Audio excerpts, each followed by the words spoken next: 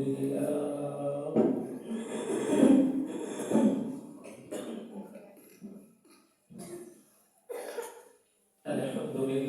نحمده ونستعينه ونستغفره ونؤمن به ونتوكل عليه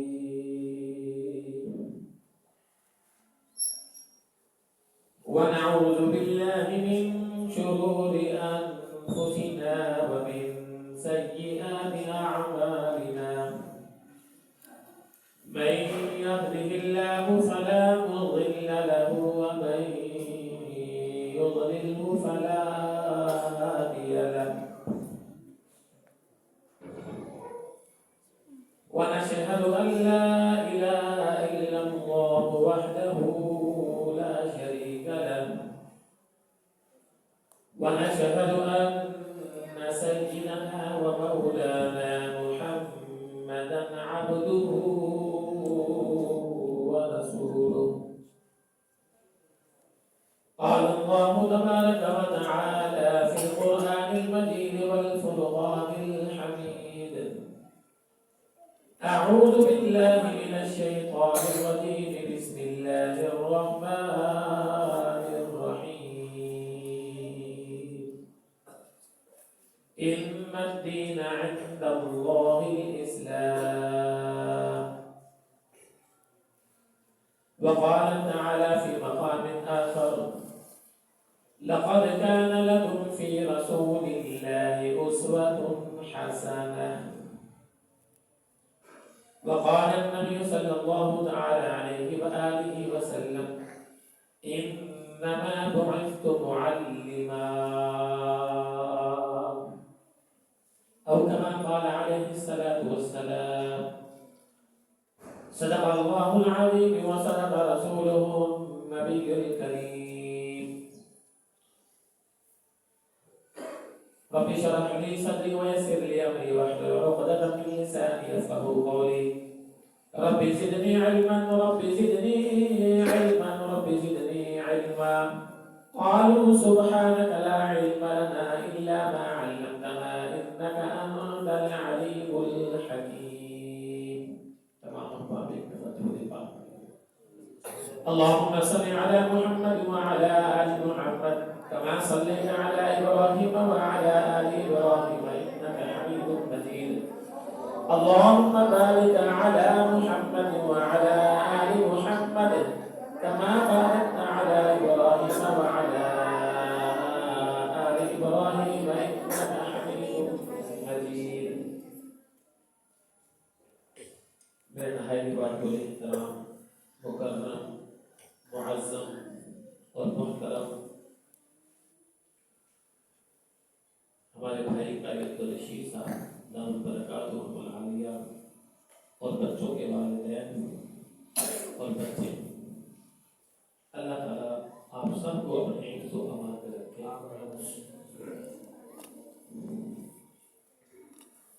ये जो बचपन का दौर है ना, इससे सारे इंसान गुजरते हैं। इम्तिहान छोटा हो या बड़ा हो, बच्चों के लिए इम्तिहान ही होता है। अल्लाह जल्ल शानहू आपको दुनिया और आखिरत के तमाम इम्तिहानों में कामयाबी नसीब फरमाए।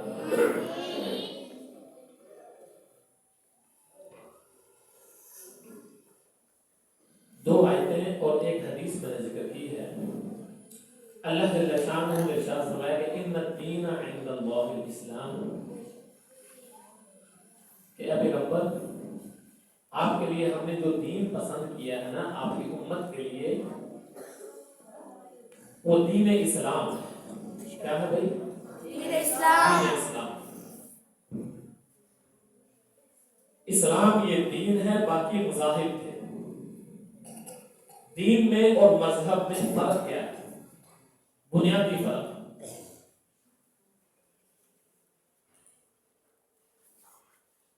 मजहब कहते हैं उन इबादत को, नमाज रोजे को, तस्बीहात को, तिलावत को, उन चीजों के मजमूए को اسلام سے پہلے امت محمدیہ سے پہلے جتنے بھی امتیں گزری ہیں ان تمام امتوں کے لیے یہ ضروری تھا کہ اگر اللہ تعالیٰ کو راضی کرنا ہے نا، اگر اللہ تعالیٰ کی خوشنودی حاصل کرنی ہے تو تمہیں عبادت کرنی پڑے گی، عبادت خانے میں جانا پڑے گا، اللہ کو راضی کرنا پڑے گا، نماز پڑھو یا وقت کے نبی کی جو کتاب اتری ہے اس کی تلاوت کرو یا جو عبادت ہے وہ کرو۔ لیکن دین کس کو کہتے ہیں؟ دین کہتے ہیں دین زندگی کے ہر شعبے کو، عبادات کو اور زندگی کے ہر شعبے کو جب ہم امام الانبیاء سید کونین صلی اللہ علیہ وآلہ وسلم کی اتباع کے اندر ان کی سنت کے مطابق جب ہم عمل کریں گے تو ہمارے دنیا والے تمام معاملات وہ سارے کے سارے دین بن جائیں گے۔ ہمیں اللہ کو راضی کرنے کے لیے، اللہ کے نبی کو راضی کرنے کے لیے صرف اور صرف مسجد میں آنا ضروری نہیں ہے۔ تم اگر کاروبار کر رہے ہو، بازار میں ہو، دفتر میں ہو، مزدوری کر رہے ہو، ماں باپ کی خدمت کر رہے ہو، ہسپتال میں ہو، گویا کہ زندگی جس شعبے کے ساتھ بھی تمہارا تعلق ہے، حتیٰ کہ اگر تم اسکول کی تعلیم بھی حاصل کر رہے ہو، ریاضی پڑھ رہے ہو، سائنس پڑھ رہے ہو، انگلش پڑھ رہے ہو، یا ڈاکٹری کورس کر رہے ہو، یا تجارت کر رہے ہو، اگر وہ تمام چیزیں امام الانبیاء سید کونین صلی اللہ علیہ وسلم کی سنت کے مطابق ہوں گی تو کیا خیال ہے وہ دین نہیں بنے گا بھائی؟ اس لیے آپ یہ نہ سمجھا کریں کہ یار دیندار صرف مولوی ہیں، یہ مولویوں کا کام ہے۔ جس مسلمان نے کلمہ پڑھ لیا ہے وہ ہر وقت آن ڈیوٹی ہے، ہر وقت اس کو اپنے آپ کو یہ ذہن نشین رکھنا چاہیے کہ میں اللہ تعالیٰ کے سامنے ہوں، ہر عمل کا مجھے جواب دینا ہے۔ مفتی شفیع صاحب رحمۃ اللہ علیہ، مفتی اعظم پاکستان سے مفتی تقی عثمانی صاحب کے والد صاحب، ان کا ایک واقعہ لکھا ہے کہ ایک دفعہ وہ جہاد میں جا رہے تھے تو جہاد میں جاتے جاتے ایک ہوسٹس آئی، انہوں نے کہا کہ حضرت شراب پی لیں۔ حضرت فرمایا کہ بیٹا میں شراب نہیں پیتا۔ پھر تھوڑی دیر بعد دوبارہ سفر لمبا تھا، دوبارہ آئے کہ سر یہ جیسے خدمت کرتے ہیں نا، پھل فروٹ تھوڑی چیزیں بسکٹ چائے وغیرہ یہ وہ ان کے ساتھ غیر ملکی ایئر لائن بھی وہ شراب پی دیتے تھے۔ پھر آئی سر یہ شراب پی لیں، ہم نے فرمایا کہ بیٹا میں شراب نہیں پیتا۔ پھر تیسری دفعہ جب آئی نا تو حضرت نے فرمایا کہ بیٹا تم ایسے کرو کہ میرے حصے کی شراب لے کے نا جو پائلٹ ہے نا جو جہاز چلا رہا ہے اس کو جا کے دے دو۔ تو ایک ہوسٹس کہنے لگی کہ سر کیسی باتیں کر رہے ہیں آپ؟ اگر میں یہ آپ کی شراب اس پائلٹ کو جا کے دے دوں گی تو سارا نظام تہس نہس ہو جائے گا، سارا جہاز برباد ہو جائے گا، ہم ہلاک ہو جائیں گے۔ وہ آن ڈیوٹی ہے، اور آن ڈیوٹی جو ہوتا ہے اس کو اجازت نہیں ہے کہ وہ شراب پیے یا نشہ کرے۔ مفتی شفیع عثمانی صاحب رحمۃ اللہ علیہ فرمانے لگے کہ بیٹا میں نے الحمدللہ کلمہ پڑھا ہے، اگرچہ میں جہاد میں سفر کر رہا ہوں، ظاہری طور پر دنیاوی سفر کر رہا ہوں، لیکن میں نے کلمہ پڑھا ہے، الحمدللہ میں بھی آن ڈیوٹی ہوں، میں نے ہر عمل کا اللہ کو جواب دینا ہے۔ یہ نہ سمجھو کہ ہم رمضان المبارک آ گیا تو رمضانی مسلمان بن گئے، مسجد میں آ گئے تو مسلمان بن گئے، مدرسے میں آ گئے تو مسلمان بن گئے، نہیں۔ مفتی شفیع صاحب رحمۃ اللہ علیہ فرمایا کرتے تھے بھائی جس نے کلمہ پڑھ لیا نا اس کو جنم روگ لگ گیا، جب سے پیدا ہوا ہے اس وقت سے لے کر مرتے دم تک وہ آزاد نہیں ہے۔ اس لیے ہم نے جو بھی عمل کرنا ہے، جو بھی کام کرنا ہے، اللہ اور اس کے رسول کو سامنے رکھتے ہوئے عمل کرنا ہے ہمیں۔ کہ بھئی میں نے اس کا جواب دینا ہے. مفتی شفیع صاحب رحمۃ اللہ علیہ کے صاحبزادے تھے مفتی رفیع عثمانی صاحب رحمۃ اللہ علیہ وفات پا چکے. ان کے صاحبزاد مفتی رفیع عثمانی صاحب کے نواسے ایک دفعہ ان کے پاس گئے, کہنے کہ نانا جی ہمیں کوئی نصیحت کر دیں. وہ طالب علم تھے, دارالعلوم کراچی میں پڑھتے تھے. نانا جی ہمیں کوئی نصیحت کر دیں. وہ فرمانے لگے کہ بیٹا نصیحت کیا کرنی ہے, بس ایک بات پلے باندھ لو کہ تم طالب علم ہو, اور طالب علم جو ہوتے ہیں نا ان کے ساتھ دوسرے طلباء بھی رہتے ہیں مدرسے کے اندر, کلاس کے اندر, ہاسٹل کے اندر. ان کا واسطہ دوسرے طالب علموں کے ساتھ پڑتا رہتا ہے. تو بیٹا یہ کوشش کرنا کہ تمہاری طرف سے کسی مسلمان کو, کسی طالب علم کو کسی قسم کی کوئی تکلیف نہ پہنچے. بظاہر یہ چھوٹا سا عمل ہے, لیکن فرمانے لگے کہ بھائی جب آدمی منزل تک پہنچتا ہے, چھت تک جاتا ہے نا, تو وہ سیڑھیاں سٹیپ بائی سٹیپ, قدم بقدم رکھ کے ایک ایک دو دو چار چار قدم رکھ کے پھر اوپر جاتا ہے. ڈائریکٹ چھلانگ لگا کے اوپر نہیں جاتا. فرمانے لگے بظاہر تم یہ سمجھ رہے ہو نا کہ یہ چھوٹی سی نیکی ہے. یہ چھوٹی سی نیکی ہی تمہیں آہستہ آہستہ آہستہ آہستہ جب تم احتیاط کرو گے, مسلمانوں کا خیال رکھو گے, اس کو تنگ نہیں کرو گے, ان کی چیزوں کو بغیر پوچھے استعمال نہیں کرو گے, اساتذہ کا ادب احترام کرو گے, والدین کی خدمت کرو گے, تو یہ چھوٹی چھوٹی نیکیاں ہی تمہیں اللہ کا ولی بنا دیں گی. یہ چھوٹی نیکی نہیں ہے. اور بعض دفعہ آپ نے سنا ہوگا احادیث کے اندر بھی کہ چھوٹی سی نیکی کی وجہ سے اللہ تعالیٰ بخشش فرما دیتے ہیں. اس لیے فرمانے لگے کہ بیٹا کسی بھی چھوٹی نیکی کو چھوٹا سمجھ کے چھوڑنا نہیں ہے. یہ طلباء میں یہ بات ہے کہ آپ عمل کرو کہ نہیں کرو. کوشش کریں کہ میری وجہ سے کسی مسلمان کو کوئی تکلیف نہ ہو. ہاتھ سے, زبان سے, پاؤں سے, عمل سے, قول سے, کسی بھی کام سے کوئی مسلمان تنگ نہ ہو. آخر میں ایک حدیث نبی کریم صلی اللہ علیہ وسلم کی ذہن پہ آ گئی. رمضان المبارک کا مہینہ آ رہا ہے. آپ صلی اللہ علیہ وسلم 2 مہینے پہلے ہی جب شعبان کا چاند نظر آتا تھا نا, رجب کا, تو اس وقت دعا مانگنا شروع فرما دیتے, اللہم بارک لنا فی رجب وبلغنا رمضان فی رجب و شعبان وبلغنا رمضان.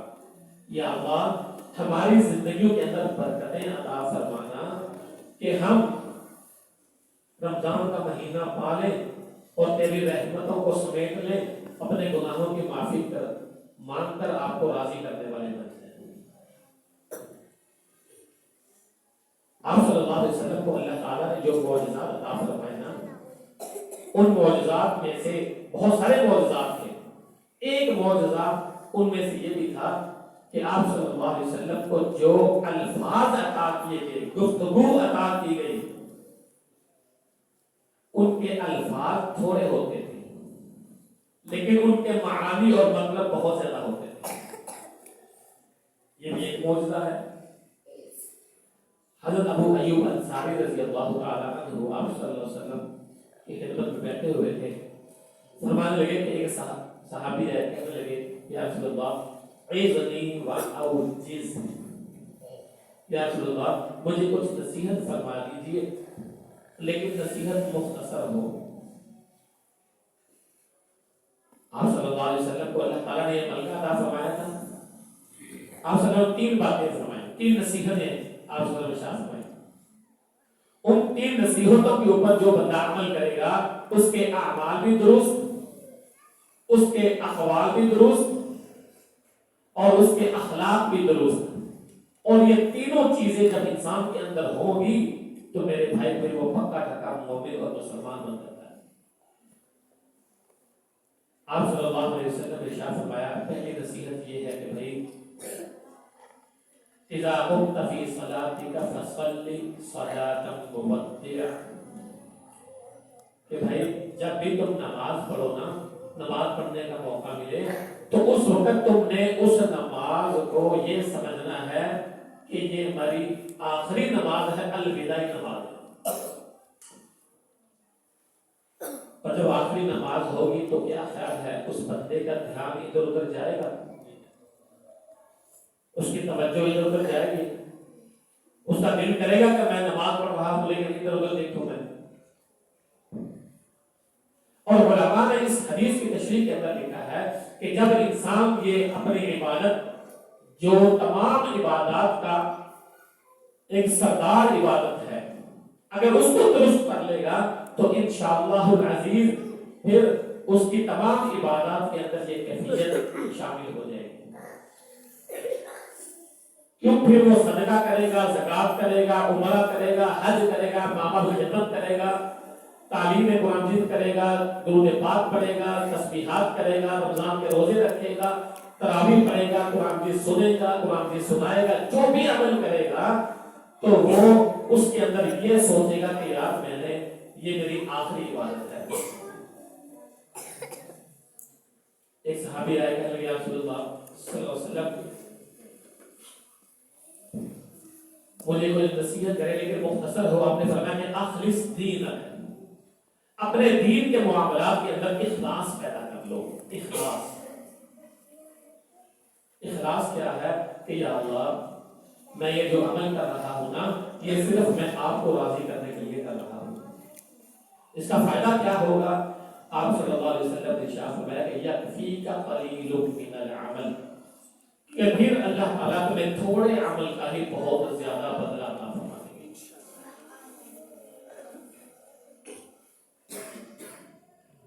اگر ایک نماز بھی اللہ کی خاطر پڑھی ہو، ایک دفعہ صدقہ بھی اللہ کو راضی کرنے کے لیے کیا ہو، اور ایک روزہ بھی پڑھا ہو، ایک تسبیح بھی کی ہو، لیکن مقصد اور منشا یہ ہو کہ یا اللہ صرف آپ راضی ہو جائے، میں نے دنیا کو دکھانے کے لیے نہیں کرنا۔ اللہ کرے ہماری تمام عبادات کے اندر یہ کیفیت بن جائے۔ دوسری نصیحت، آپ صلی اللہ علیہ وسلم نے ارشاد فرمایا وَلَا تُكَلِّمْ بِكَلَامٍ تَعْزِرُ مِنْهُ غَدًا، کہ میرے بھائی جب بھی تم کسی مسلمان بھائی سے کلام کرو نا تو کلام ایسی کرو سمجھ بھول کر کے، پہلے سوچو پھر بولو۔ کہتے ہیں نا عقل مند جو ہوتا ہے پہلے سوچتا ہے پھر بولتا ہے، اور جو بے وقوف ہوتا ہے وہ پہلے بول دیتا ہے بعد میں سوچتا ہے کہ میں نے کیا کہہ لیا۔ اس لیے آپ نے عقل مند بننا ہے، بے وقوف بننا ہے۔ اللہ تعالیٰ آپ سب کو عقل مند بنا لے۔ اس کے لیے بنیادی چیز یہ ہے کہ ہم نے جو بھی بات کرنی ہے، جس سے بھی کرنی ہے، سوچ سمجھ کے کرنی ہے کہ میری وجہ سے، میری کلام کی وجہ سے، میری گفتگو کی وجہ سے، میری اس بات کی وجہ سے کسی کو تکلیف تو نہیں ہوگی۔ ہمارے علاقے کے اندر ایک دفعہ ایسا ہوا، ہمارے دوست ہیں وہ سنانے لگے اپنا واقعہ کہ مفتی صاحب میں نا گاڑی پہ تھا تو ہماری گلی کے نکڑ کے اوپر ایک دکان تھی دودھ دہی کی۔ اس دودھ دہی کی دکان کے اوپر ایک لڑکا بیٹھتا تھا، تو میں گاڑی کے اوپر بیٹھا ہوا تھا، تو میں نے اس کو آواز ادھر آئے پھٹا بھیجے گا۔ جب گاڑی کے اوپر بندہ بیٹھا ہوتا ہے نا تو اس کی پھر کیوں نہیں لگ ہوتی ہے، کیوں گاڑی پہ بیٹھا تھا، ماحول ہے، ذرا جلدی پٹا لگا۔ وہ جو بچہ تھا نا وہ دودھ یا دہی کسی گاہک کو دے رہا تھا، اس کے آنے میں تھوڑی سی دیر لگے۔ وہ جو میرا دوست تھا وہ سنانے لگا، کہنے لگا مجھے پھر میں نیچے اترا، مجھے اچانک غصہ آ گیا، پتھر تھپڑ مارے تھے، تجھے شرم نہیں آتی، میری گال نہیں سنی، تیرے کو کیا ہے پھٹاوا کر تو اپنے گاہکی توڑنے۔ کہنے لگے میں تھپڑ تو مار دیا، وہ بچہ تھا چھوٹا تھا، میرے ساتھ لڑائی جھگڑا نہیں کر سکتا تھا، اس نے غصہ نہیں کیا، بیچارے نے ساتھ نیچے کر لیا اور ہم سے کہہ دیا، میں گاڑی لے کے گھر چلا گیا۔ جب گھر گیا تو رات کو جب میں سونے لگا نا، رات کی جب سونے لگا نا تو مجھے وہی منظر وہی سین میرے ذہن کے اندر آ گیا، دل دماغ کے اندر آ گیا کہ یار میں نے اس بچے کو تھپڑ مارا ہے۔ اگر کوئی بڑا ہوتا تو میرا مقابلہ کرتا، مجھے بھی تھپڑ مارتا، مجھے گالی دیتا، میرا سامنا کرتا، لیکن چونکہ وہ بچہ تھا اس لیے خاموشی سے اس نے برداشت کر کے آرام سے بیٹھ گیا۔ تو صبح ہوئی، کہنے لگا مجھے پوری رات بے چینی سے لگی رہی، بے چینی سے لگی رہی، اور یقین کریں گناہ کرنے کے بعد ایک شرمندگی کا احساس ہو جانا یہ اللہ تعالیٰ کی بہت بڑی نعمت ہے۔ ورنہ گناہ کرتے رہتے ہیں، ڈکا بھی بات ٹھیک ہے، پھر یہ ساری دنیا کر رہی میں بھی کر لیں، پھر کی ہو گیا؟ گناہ کرنے کے بعد گناہ کا احساس اور شرمندگی ہو جانا یہ اللہ تعالیٰ کی بہت بڑی نعمت ہے۔ اللہ تعالیٰ ہمیں یہ نعمت نصیب فرما دے۔ کیوں؟ غلطی کا احساس ہوتا ہے نا۔ تو کہنے لگا کہ صبح صبح میں نے دکان کھولی، دکان کھولنے کے بعد پھر میں گیا اس کے پاس، میں نے اس کو گلے لگایا، میں نے اس سے معذرت کی، اس سے معافی مانگی کہ بیٹا میرا آپ سے تھپڑ ماریا سی، اس کام کا میں معافی مانگتا ہوں، لہذا مجھے معاف کر دینا۔ اور اس عمل کی وجہ سے وہ بچہ بڑا خوش ہوا، اس کا دل باغ باغ ہو گیا۔ وہ کہنے لگا پھر میرے دل دماغ کے اوپر ایک بوجھ تھا نا شرمندگی کا، اللہ تعالیٰ نے پھر وہ دور کیا، میں نے معافی مانگی۔ تو آپ صلی اللہ علیہ وسلم کی حدیث کے اوپر اگر ہم عمل کر لیں کہ وَلَا تُكَلِّمْ بِكَلَامٍ تَعْزِرُ مِنْهُ غَدًا، کہ کوئی ایسی بات زبان سے نہ نکالو کہ کل تمہیں معذرت کرنی پڑے، تو پہلے بندہ سوچ سمجھ کے کام کرے۔ دوسری نصیحت آپ علیہ السلام نے یہ فرمائی، اور جب آدمی اپنے اقوال کے اوپر، اپنی زبان کے اوپر قابو کر لے گا نا، تو یقین کریں بہت سارے گناہ ہمارے ویسے ختم ہو جائیں گے۔ دو نصیحتیں، ایک اعمال کے اعتبار سے کہ جو بھی عمل کرو، صدقہ، خیرات، عمرہ، حج، نماز، تسبیحات، درود پاک، جو بھی عمل کرو وہ یہ سمجھ کے کرو کہ یہ میرا آخری عمل ہے۔ اور دوسری بات آپ علیہ السلام نے وہ نصیحت فرمائی کہ جو بھی بات کہو ایسی بات کہو کہ تمہیں کل کو کسی سے معذرت نہ کرنی پڑے، معافی نہ مانگنی پڑے، شرمندگی نہ ہو۔ تیسری بات آپ صلی اللہ علیہ وسلم نے ارشاد فرمایا کہ وَأَجْمِعِ الْقِيَاسَ مِمَّا فِي أَيْدِي النَّاسِ، اور کما قال علیہ السلام کہ لوگوں کو اللہ تعالیٰ نے جو کچھ مال دیا ہے، جو نعمتیں دی ہیں، ان کو دیکھ کر تمہارے دل کے اندر یہ لالچ نہ آئے کہ آتے کبھی دیے، اس کی گاڑی دے، اس کا کاروبار دے، اس کی جوانی دے، اس کی طاقت دے، اس کے باڈی گارڈ دے، اس کی ٹیشن دے، اور اس کا عہدہ دیکھو۔ کہتے نہیں، اللہ جل شانہ بہتر سمجھتے ہیں ہمارے بندے کے لیے کہ جس کو جو دینا ہے اللہ جل شانہ نے وہ تقسیم فرما دیا ہے۔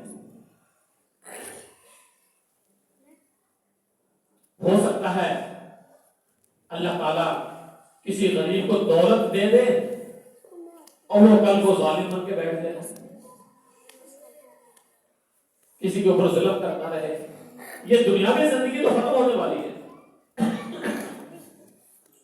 اس لیے اللہ تعالیٰ کی تقسیم کے اوپر راضی رہو۔ اللہ تعالیٰ نے جو تمہیں عطا فرما دیا ہے اس کے اوپر راضی رہو، دوسروں کی نعمتوں کو دیکھ کر اپنے دل کے اندر لالچ نہ لے کے آؤ۔ تو کیا خیال ہے اگر ہم یہ تین نصیحتوں کے اوپر عمل کر لیں تو کیا ہماری زندگی نہ بن جائے؟ آگے رمضان المبارک کا مہینہ آ رہا ہے، اللہ تبارک و تعالیٰ تمام مسلمانوں کو رمضان المبارک کے رحمتوں کو سمیٹنے کی توفیق نصیب فرمائے۔ پھر میں خلاصہ بیان کرتا ہوں تین نصیحتیں جو آپ صلی اللہ علیہ وسلم نے ارشاد فرمائی اپنے صحابی کو۔ صحابی کی وساطت سے اللہ تعالیٰ نے قیامت تک کے آنے والے تمام مسلمانوں کو وہ نصیحتیں عطا فرمائی۔ وہ کون کون نصیحتیں بھائی؟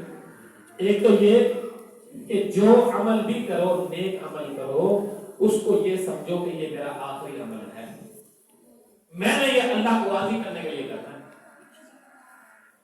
کسی کو دکھانے کے لیے نہیں کرنا۔ نماز ہے، روزہ ہے، حج ہے، زکات ہے، عمرہ ہے، تلاوت قرآن ہے، مدرسے کی خدمت ہے، مسجد کی خدمت ہے، ماں باپ کو دبانا ہے، کوئی بھی نیک عمل ہے، وہ کرتے وقت یہ سوچو کہ میں نے اللہ کو راضی کرنے کے لیے کرنا ہے اور یہ میرا آخری عمل ہے۔ پہلی نصیحت۔ اور دوسری نصیحت آپ صلی اللہ علیہ وسلم نے یہ فرمائی کہ بھئی زبان سے جو بھی بات کہنی ہے وہ بات کہنے سے پہلے تھوڑا سا سوچ لو کہ کہیں ایسا تو نہیں کہ میری بات کی وجہ سے کسی مسلمان کو میں پریشان تو نہیں کر رہا، کسی کو تنگ تو نہیں کر رہا، کسی کا حق تو نہیں دبا رہا کہ کل کو مجھے معذرت کرنی پڑے، اس لیے کرنے سے پہلے ہی سوچ لو۔ دو نصیحتیں۔ اور تیسری نصیحت آپ صلی اللہ علیہ وسلم نے ارشاد فرمائی کہ اللہ تعالیٰ نے جو تمہیں عطا فرمایا ہے نا اس کے اوپر ہی راضی رہو۔ لوگوں کے پاس جو نعمتیں ہیں ان کو دیکھ کر للچاؤ نہ، دل کے اندر لالچ نہ پیدا کرو، امیدیں نہ پیدا کرو، کیونکہ اللہ تعالیٰ بہتر سمجھتے ہیں کہ میں نے فلاں بندے کو کیا دینا کیا نہیں دینا۔ یہ جب تینوں چیزیں ہم اپنے زندگی کے اندر اپنا لیں گے نا تو انشاءاللہ العزیز آگے رمضان المبارک بھی ہمارا درست گزرے گا، اور اس کے بعد ہماری زندگی کی کایا پلٹنے کے لیے بھی بہترین حدیث ہے۔